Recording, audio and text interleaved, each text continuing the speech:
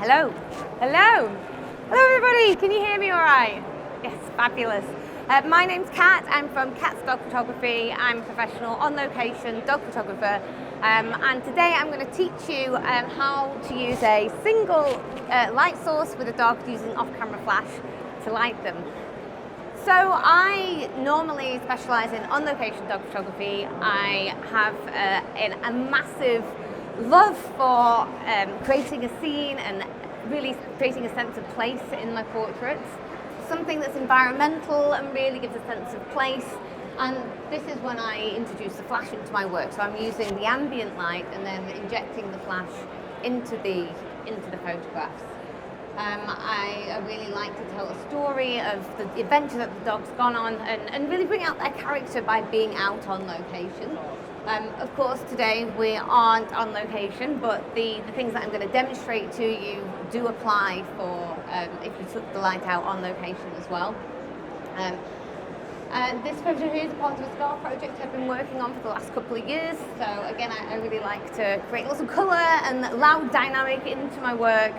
I guess that kind of goes to my personality. I'm quite a loud, colourful person. And I think that's something that's really important to do with your work as well, is to try and inject a little bit of yourself into it. So, you know, whatever your personality is, if you can put that into your work, that will come across very authentically. But the kind of lighting I really like to start with when I'm out on location, when I'm introducing a flash to a dog, is this side profile lighting. This is kind of like a Rembrandt-Style light, and I'm going to show you 3 different versions of this side profile lighting today. Now, before I even introduce a flash to dogs, I will set my camera off a few times and make sure that they are used to the clicks and this big shiny thing being put in their face. Generally speaking, the dogs that I work with aren't trained models. They've maybe never seen a camera before, and it can be a little bit overwhelming. So it's really important when you're working with dogs, when you're working with any live animal, to put them first and to go at their pace. Because at the end of the day, if they're not happy, then that's going to come across in your portraits, and that's not ideal. Again, that's one of the reasons I really enjoy working out on location with my work, because I feel like dogs particularly are more relaxed and natural in that kind of environment because they're used to it. If you're bringing them into a studio environment, again, it's just as equally important to set the camera off a few times, do a few clicks before you actually start introducing anything to them. Something else I'll do as well is I'll set off once they're used to the clicks, and maybe I've done a couple of natural light portraits, I'll then set the flash off a few times so that they can then see that the flash is going off and nothing's happening. Don't set it off when they're looking at the flash or they're paying any attention to it, because at that point they're going to be like, oh, when I look at the flash it goes off, and they're going to associate something that they're doing with that action, and that can then make them more hesitant of it. So just stand there, set it off, and they will eventually just think, okay, well that's just random, it's nothing to do with me. And each dog's different. Some will need more time with this than others. Poppy is an absolute pro in front of the camera. She's done this many times. So even though this is a more busy environment, we will take our time and just watch her. And I'll point out any body language that she's displaying that might make me think maybe we need to take a break. It's really important if a dog is displaying any body language, like perhaps they'll be a bit unsure, like putting the ears back, licking the lips, looking around, trying to jump down, then you let them go. In this kind of environment here, I've got the table set up. I have this here because it's easier to manage. She's going to be sat on that suitcase, she can't get down anywhere, and that allows me to then move the light, and she's kind of anchored. But if she did want to come down, then it'd be super important to just pick her up, let her have a play around, and then bring her back again. So I'm going to pop Poppy on here, and I should introduce my lovely assistant Dave as well. He's a fellow dog photographer from Dave Baker Dog. And he's going to be managing Poppy for me just now. So I'll pop you on there, Poppy. Good girl. All right. So if you can get her into a sit. So important to pay your models. Keep those treats coming. No one wants to work for free, right? And your assistants. And the assistants, yeah. Okay. Can we get the screen? Oh, it'll come up on it. Here we go. Yeah. Okay. Right. I'm just going to fire off a test shot here. Okay, nice. So I'm going to bring my camera in a little bit closer. What I'm trying to do here is just get a nice little headshot of Poppy. Okay, bring that down a little. Bring her head up for me, Dave. And I'm going for quite just a flat light here, so I don't want too much shaping on her. Bring her head perhaps a little bit more to the opposite side. Yeah, that's it. Okay, that's good. We've got a bit of Rembrandt going on here already. What Dave's going to do, so if you find Poppy, as I said, she's a very well-trained model. If you've got a dog that's, you know, you're holding the treat and they're looking all over the place, they're not paying attention, what you can do is dip in very slowly into the treat bag, pull it out, and they're going to be just watching that. They're going to watch that because they know that that treat's coming, and you don't want to be doing like this kind of action because they know it's going there and coming away. They're not going to believe you. You want to be authentically going in very slowly into the bag, pulling it out, and then giving it to them. Can you move her head so that it's a little bit more, yeah, I'm trying to kind of kill that shadow on the other side. There we go. Okay, let's move the lighters a little bit more front on. Okay, yeah, and have her looking right in towards that. So you can see this is very similar to the lighting I had on that canal boat. The only difference is on that canal boat, my sister was literally hanging off the side of the boat. Here, Dave doesn't have to do that. It's a little bit easier. So yeah, we've got some nice flat lighting there. Now, what you can do, this is fine, that's good. What you can do just to try and inject a little bit more light on the bridge. You can see she's in a bit of darkness behind on her back there. If you bring her into a sit again, Dave, I'm going to bring the reflector, the silver side. Yeah, so you can see if you flip just between those two, you can see the difference having that reflector on the back. I mean, the expression isn't quite right on that, but looking at the back there, we've got a little bit more light in. Just super simple. So everything I'm doing today is really simple stuff that it's a one light setup. When you're out on location, you can often use the natural light, the ambient lights to fill in the shadows on the back like I have done there. But if you're in a studio environment, more like we are here, then you can use the reflector just to create that bit of definition. A slightly soft look would be just use the white reflector. So let's see what that does. So it's not going to be quite as specular as the silver. And let's see if we can bring up the silver, the white, and without. But yeah, I think it's popping a little bit of light in, but it's not a huge difference there. Let's move the light around. So what I've been doing here is creating a fairly flat lighting on her. What I'm going to try and do now is create more of a Rembrandt-Style. So if you remember on that last shot of her on the canal boat, when you put that nice little triangle there, and I really like this for a little bit more dynamic. Now, it's only a teeny weeny movement that we're going to make in this light, but it's going to make a massive difference on how her face is sculpted. Let's just test that there. I might need to move it around a little more to see. Okay, yeah, that's looking nice. You can see already more definition in there. I think maybe move it back a teeny weeny a little bit more. Back around that way.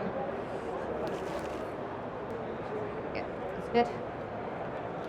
Let's try that, see how that's looking. Okay, yeah, nice. Yeah, and I like that really kind of like dramatic, dynamic look that we're getting. And move that forward a little bit, make it a bit more central. Go one more.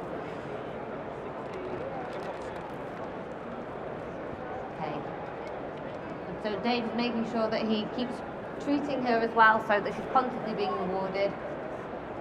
Okay, bring her face just towards like a little bit more, so we've got a tiny little bit more of a triangle. Towards like this, yeah. There we go. I'm not flattened out too much. Bring her this way a little bit more. Let's see. Yeah, there we go. If they was out on location at this point, I might give her a little break, let her run around whilst I'm setting up. When I'm setting up a light, I'd never have the dog in there. I'd actually set up on a dummy dog to start with, so that you're not wasting their attention. A dog doesn't know that you're trying to achieve a photograph. All they know is that they're out, they want to have a little bit of fun. So if you keep their energy low, you know, approach them with a calm manner and don't bring them into the setup until you're actually ready to shoot, then you're going to get a lot more out of them. You're going to be able to shoot them for a lot longer. I'm just bringing my aperture down just a little bit just to try and get a little bit of a better exposure. Oh, okay, maybe it's too much. bring that back. Let's try that. Oh, that's looking more like, yes, very nice. Okay, right, let's try adding in the reflector. So should we try the, can I have a volunteer to come and hold this for me? Would you like to hold it for me? Thank you, my love. So you come just on this side here, and you want to make sure that's held right opposite the light. So we're bouncing that light that's coming out of the light here right back into that. This is the AD600 Pro with a easy open strip box, 30 to 140 that we're using here. Yep. And let's do a white side one as well, yeah, so you can see that it's much like she's more defined there. Maybe a little bit too much, looks a little bit cut out, so maybe we try the white, that'll be a softer look. So use the whites. Good. Oh, deeper that up again. Oh, good. Okay, let's bring those three up, Dave. Just have a look. So that looks to me like a little bit of a softer line than we had with the silver side. And yeah, I mean, what do you guys think? Do you think that the silver side or the white? So the white, yes, yeah. And that would be a similar effect that you'd get from ambient light if you'd stopped down, perhaps with a shaded tree, and you're just letting a little bit of the natural light come through and highlight the dog, and then you're sculpting them with the light itself. So I'm going to now move this just a tiny little bit more. So we're kind of going to go like right behind the dog now. We're doing that right behind Poppy. We're going to rim light her. So we've gone sort of from just in front to just sort of slightly behind her. So I still want her facing out. So we're going to get a nice silhouette. Lights we're going to need pulling back a little bit more, but let's just roll that off and see how it's looking. Yeah, so pull that back some more. Yeah, that's really nice. I like that little catch light we've got as well, and it's a really nice shape from the strip box there as well. Almost looks cartoony. Okay. Okay, yeah, no, that's good. Let's bring her head up a little bit. She's slightly. Something that dogs do quite a lot is they hunch. So you can see here, Poppy just keep treating her. In fact, I don't just have a break a sec. Give her some time off. You have a snack. Treat for Dave. Something that dogs will often do when you're treating them is they'll start to do this hunch thing because they're a bit bored. They're like, oh, come on, give me the treat. With that anticipation. So again, just taking them down, letting them have a little run around, and then bringing them back into the situation will kind of make them look up and pay attention again. Something else you can do is if you Dave's going to bring his hand up all the way up into the air and look sees Poppy's then bringing herself up, and then he can ask her, careful Poppy, that's wobbling, she's too brave, this dog. Yeah, there we go, and then bringing the treat back down again. And you'll find this whether you're doing side profiles like this with an assistant, or if you're doing it front on, which I'll demonstrate in a sec, where she's looking straight down toward the lens. And I think that's when the hunch can be really, really obvious. So let me turn. I'm going to bring that down a little bit, Dave. Just going to bring that down to accommodate her hunch.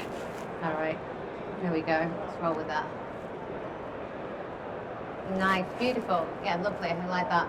Okay, can we bring in the silver side reflector again? So let's bring that now. So we're going to go. So before we were over here because we were bouncing the light from that direction. Now we're going to bounce the light from this side because the light's coming this way. It's going to hit the reflector, then bounce back into her. A really useful tool when you're out on location as well.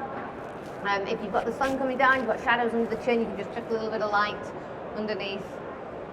Let's roll with that one. I think it really went back then. Yes, it did. So when dogs' ears are twitching, they're listening to things that are going behind. It can also be a sign of uncertainty, so look out for that. Okay, good. Good girl, Poppy. There we go. That's good. Good girl, Poppy. Yes, very nice. Very nice. Okay, so let's flip that. Do you want to just start that one so we know that was the right one? Thanks. And let's try the white side. Yes, so again. Right.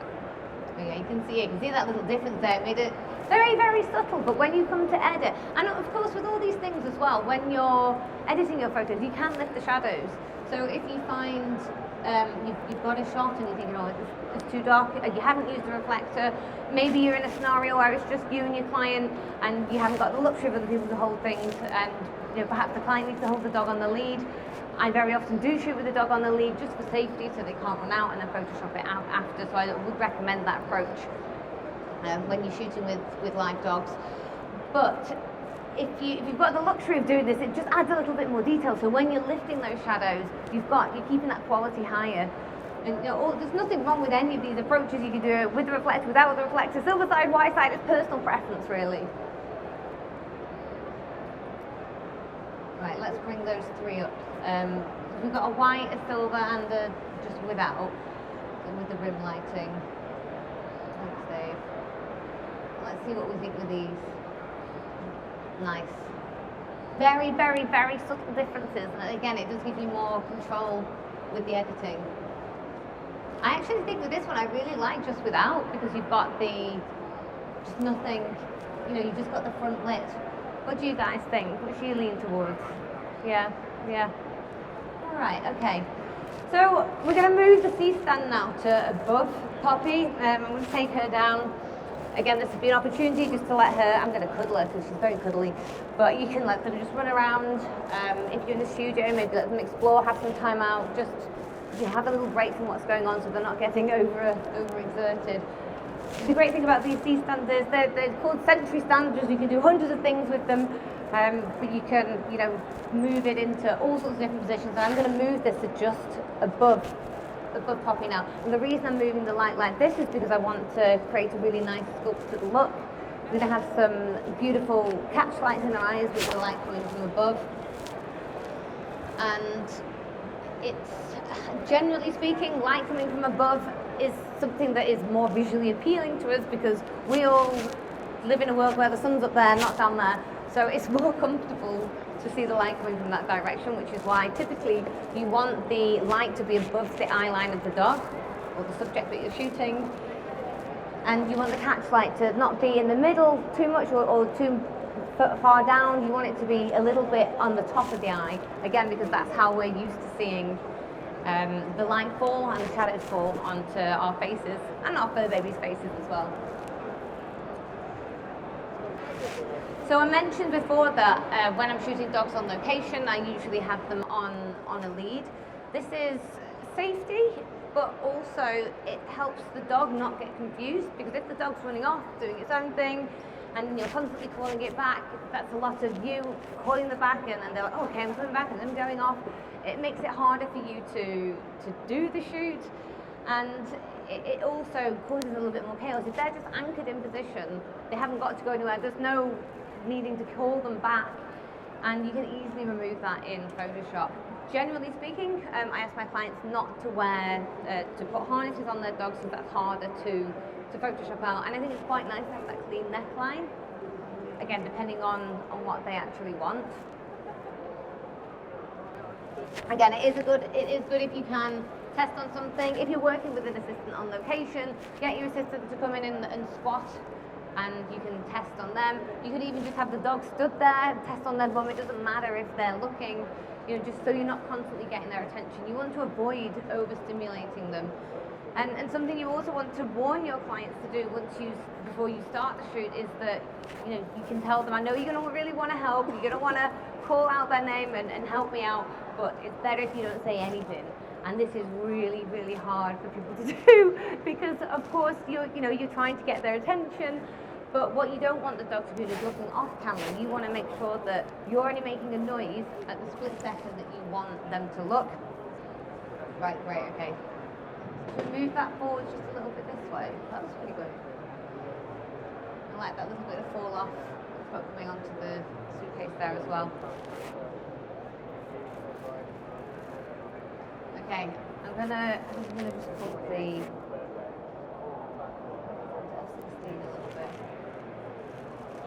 just bring in my aperture down to F16, a little bit more light in there. Okay, that's good. Okay, let's bring Poppy in then. Right, I'll swap you. Thank you. Good girl, Poppy. Oh, it's my star model.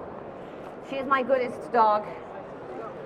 One of my other dogs decided to do a runner and had a dirty stop out a couple of days ago. Poppy would never do that to me. All right, Poppy. Watching? Good girl.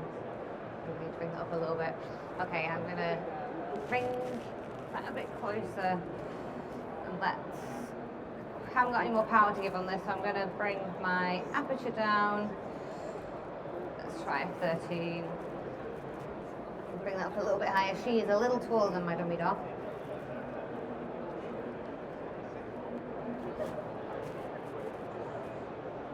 Okay, fab.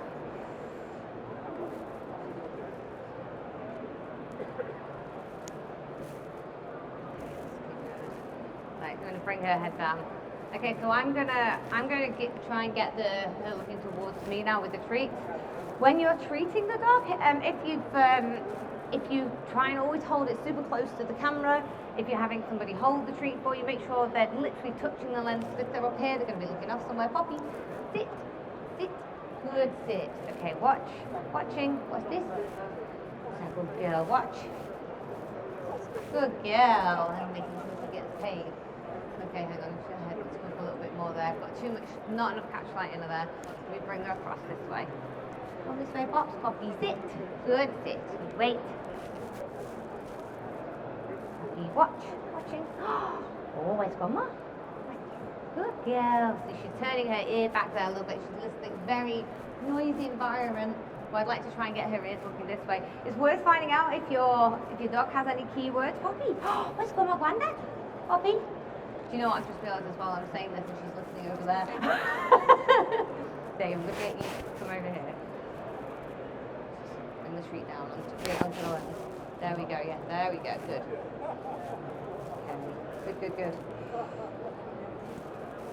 Bring her head, so as she's bringing her head down, I'm losing that light in her face. So I'm going to bring it up just slightly higher for this. There we go. Let's try her stud as well as try her stud. I don't like that we're going under her chin a bit too much there. Good girl, down slightly. Yes, good. Good girl, Poppy. Okay, that's looking nice. So that light's nice. There's a lot of shadow under her chin. So what we're going to do, bring in the reflector. Let's go with the silver side to start with. Might be too much, might not. Let's see. Let's just see that. Poppy, can we do it? Poppy? No, sit. Good girl, there. Alright, nice, yeah, beautiful. So that's just filled in those shadows under her chin a little bit. Let's flip that over and try the white side, yes. There we go. It's more transparent. Okay. Let's bring that's it, beautiful. There we go. Okay, let's bring up those three. I think we managed to get that before it got out. Something you can do. She's used to all my weird noises. I haven't been making any noises with her, but you can make all sorts of noises with your mouth to get dog's attention. Like if you go from a high to low pitch, you should do a little hunch there to bring her head up and then bring it down again, like up and then down. Good girl.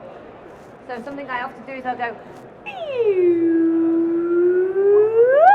You sound like a ninny, but it works because they're all going to be tilting their head. They wouldn't have heard it before. She's heard it all before. Something else I always have on hand are noise makers, so that could be squeakers. There's also Acme whistles, like this is a pro call. I've got a pheasant. Weird sounds. Again, the dogs love it, and they won't have heard those kind of noises before, so it gets great expressions of them. Okay, if we got that white one, we're good. So you can see what a difference that reflector's making there. Okay, there, good, brilliant. Bring them up. You are so good, Poppy. Poppy, waiting. Very, very subtle difference between the silver and the white. I think, yeah, that white one, that last one, that's a little bit softer, isn't it? And again, I think that's nicer, just being a little bit more subtle. So play around with it, see what look you like, what you're trying to achieve, and which one works best for you. Yeah, there we go. Super, super simple, really nice and dynamic and sculpted. 5 minutes, yeah. If anybody would like to come on, if you've got your camera with you, you'd like to come and have a go and shoot this, you're more come on. And if anyone's got any questions, feel free to chuck them at me. Do you use a modifier when you're out doing it outside, outdoors? Can you use the what? Do you use a modifier outdoors? I do, yes. So normally, I do normally shoot outside on location, and what I usually do is stop down a little bit and then inject the flash into that afterwards. So all these lighting techniques you can use out on location. Still the same modifier outdoor. Yes, yeah. This one or a parabolic, which you can see around the corner there, like 24-inch rice bowl. So the background's black because before I started shooting, I took a test shot and made sure that there was no light coming in. So I'm at 100, ISO 100, f13 and 2th of a second. So that's not picking up any light here. But yeah, so I've set that for my ambient setting, so there's nothing coming in. And then I've added the light in to light the subject, so that's where the light's coming from. Same if you're shooting on location, get your ambient settings first, make sure your scene's lit how you want it to. I typically have it about a stop under, and then add the light in afterwards and balance it out that way. And you can also do it with different softboxes, can you, like parabolic?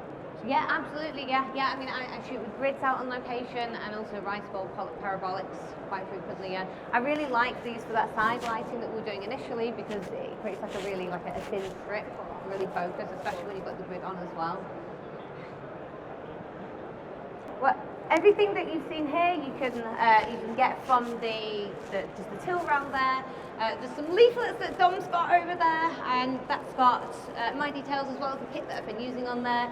I'm CatsDog Photography on Facebook, Instagram, all the socials. And if you've got any questions, about the gear, feel free to ask any of the team here. And if you've got any questions about dog photography, feel free to drop me a line on socials, and I'll be happy to answer. Thank you. Yeah, good. Thank you for coming, everybody.